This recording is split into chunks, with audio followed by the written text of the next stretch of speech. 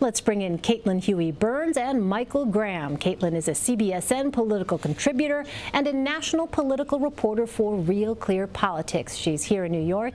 And Michael is in Washington. He is a conservative columnist. All right, you two, a lot to get to tonight. Let's start, Caitlin, with the reports that Michael Flynn may turn over documents to the Senate Intelligence Committee. How would you expect the White House to receive that news? Well, they are certainly, trying to prepare for this kind of thing. There's been talk of a war room that we've seen other presidents have similar types of things that allow them to kind of put the controversy, compartmentalize controversy, and move on to domestic issues or other issues on the agenda. That will be a really big test for this president.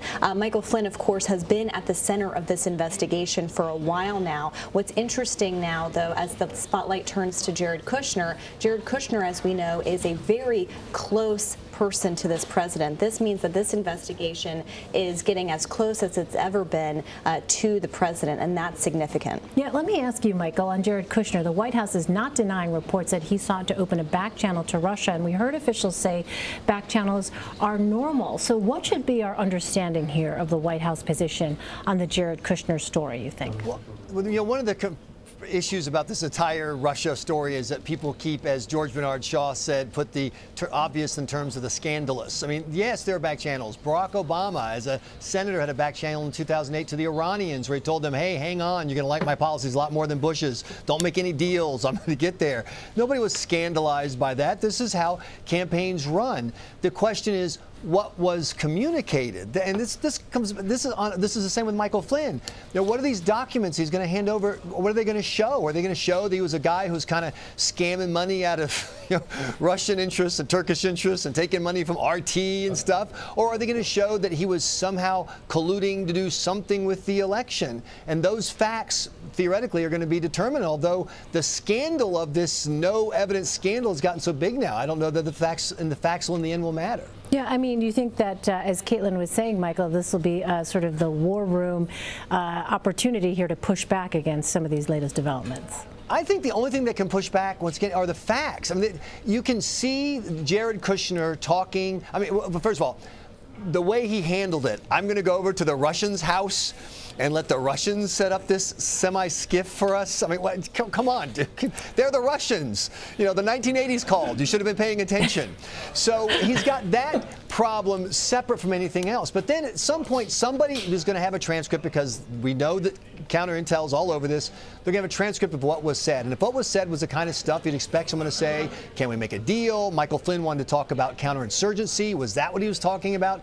The facts are going to be present, and people are going to have to decide, is this sinister or is it stupidity? And all my money right now is on stupidity. Caitlin, let me ask you about Jared Kushner. So CBS News reporting suggests that White House rivals now see Kushner as vulnerable. So obviously you have to take into consideration the source there. But still, what are the implications of that, given what we know about these competing factions in the White House? Certainly there are competing factions. And Jared Kushner's portfolio, as we know, in the White House is pretty expansive, handling everything from Middle East policy to innovation, this kind of innovation hub that he's started, and everything else in between, planning parts of the president's foreign trip, as we know. And so there is a lot of, there are a lot of questions about why he has given all of this responsibility without any proven experience in this arena. He's also an advisor to the president, which means he's in an unconfirmed position, right? He didn't go under the same kind of scrutiny that cabinet level officials go under.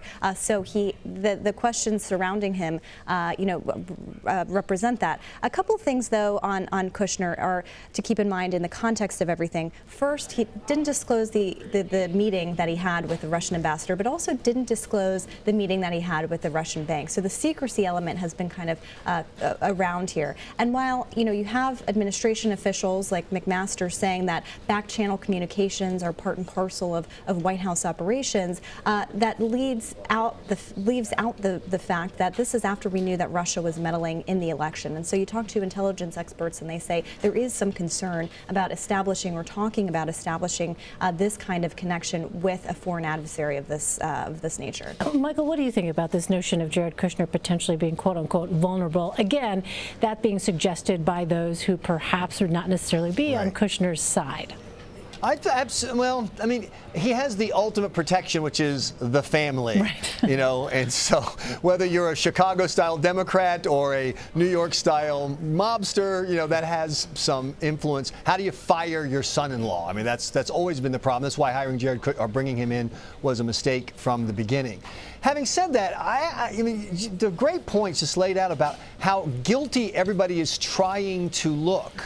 You know, so it's got to have impact on Kushner. Even if he did nothing wrong, he was so dumb at doing nothing wrong that he's got a taint around him that I don't know how he ever removes that from a competency standpoint. Well, okay, so here's what Amy Walter, Michael said, Amy Walter of the Cook Political Report. Quote, we don't know that there's a fire, but there is a whole lot of smoke, right? Michael, you and I have talked about this so many times. Many times. That cloud, she says, is blocking everything. So does the White House, you think at this point, Michael, have the ability to clear that smoke? The best friend of the White House, in my opinion, Robert Mueller, a guy who, according to reports in the Wall Street Journal, has gotten to a fast start on this, can get to the bottom of this. I think the fact that General Flynn has decided to turn over documents, look, if they're incriminating, the White House is, you know, in trouble anyway. If they are not, if they show what I think they'll show, which is just a bunch of low-rent, greedy people grabbing money, the facts are the good news they can turn to. If Robert Mueller works fast, and if the people involved, Kushner said he wants to testify, get him out there. Let's get the facts out. That's the only hope for this White House to blow away all that smoke. What do you think, Caitlin? Well, it would be in another administration, perhaps, right? Because as soon as the president landed from his foreign trip, the internet starts working, the Twitter is enabled back on his phone, and he's out talking about the investigation, calling it fake news, saying the media makes up these sources and so forth. So for whatever virtue there is in establishing a war room or establishing, you know, some way to kind of wall off controversy from the president just has such an appetite for it and has shown just in the past 24 hours that he figures to still kind of make this a story. And so that's kind of what I'm watching here, is that despite the best efforts of people around him, at the end of the day, the buck stops with the president, and if he's, you know, continuing to talk about this, that lets this linger. I hear you laughing, Michael. Why? Well, because, I mean, all this talk about a staff shakeup. Look, you could drag everybody out. You could force Kellyanne Conway, you know, onto the streets. You could throw out Reince Priebus and have him working in a soup kitchen. There's one staff problem, and the staff problem is Donald Trump. And everyone knows it. And as long as he chooses to be president the way he has chosen to be president, there is no staff that can stop this. You could bring Jim Baker, you could bring Reagan back from the dead, and all he could do is shake his head and say, well, there you go again. And that will be it. Michael. Because he's Trump. Michael, let me talk about what Major Garrett has reported. Two campaign figures, Corey Lewandowski, David Bossie, possibly coming to the White House as crisis managers. So, Michael, given what we know about Lewandowski, who Mr. Trump fired from the campaign, what's the dynamic, though, that he could perhaps bring to the role? And what is it that he could do that essentially isn't being done in President Trump's eyes at the moment? And also David Bossie, who has a similar MO as Corey Lewandowski, and their motto is the first rule about Fight Club is that you don't talk about Fight Club. I mean, they are going to fight and fight. You think it's been combative up till now? You think Sean Spicer has been out? So, that's nothing. This is about, it's going to get more partisan. They're going to turn the attacks up more on their accusers. That's the route to expect from these two, because that's I've never seen the two of them take any other path.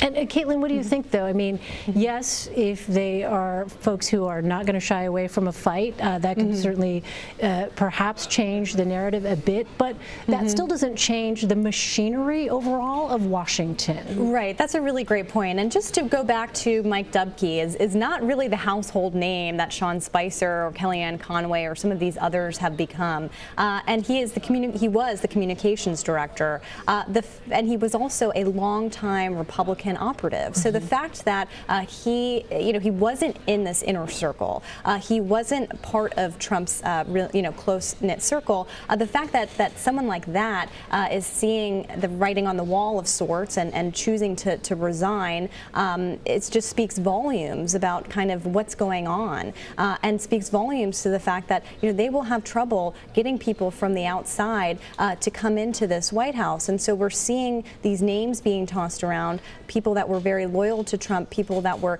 part of his campaign. They're from, some of Lori Lewandowski, of course, from the beginning. That kind of shows where the mindset of the president is right now. All right, a lot to watch. Caitlin Huey-Burns and Michael Graham, thank you both. Appreciate your insights as always.